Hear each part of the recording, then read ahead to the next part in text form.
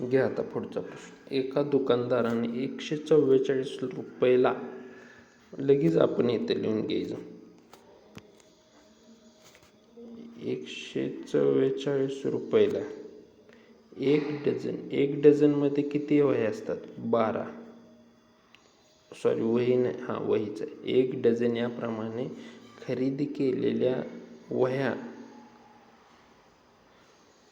15 रुपयास एक विकली. परत ही खरेदी किंमत आहे, विक्री करताना त्यानं 15 रुपयाला एक करून विकली.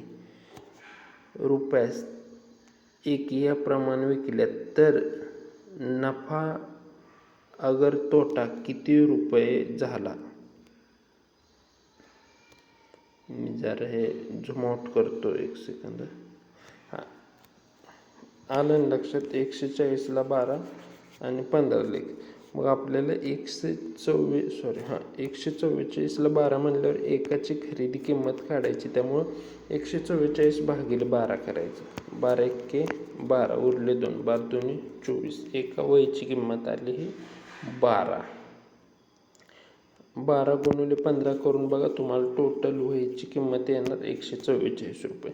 मग त्यांना 12 रुपयाला त्याने खरेदी केलेली आहे आणि विक्री त्याने केली 15 रुपयाला एक. मग तो नफ्यातच आहे. 15 गुणिले 12 किती झालं?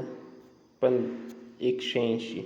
180 म्हणल्यावर 180 मधून 144 वजा केल्यानंतर तुम्हाला किती फायदा झाला ते अमाऊंट इथं कळणार. 5 वजा 8, 8 मधून 5 गेले, किती राहिले? 3. बरोबर आहे ना? हां, तर 36 रुपये फायद्यात राहिला. पर्याय क्रमांक 2 हे उत्तर बरोबर असणार आहे. चला आता आपण पुढचा प्रश्न घेऊया.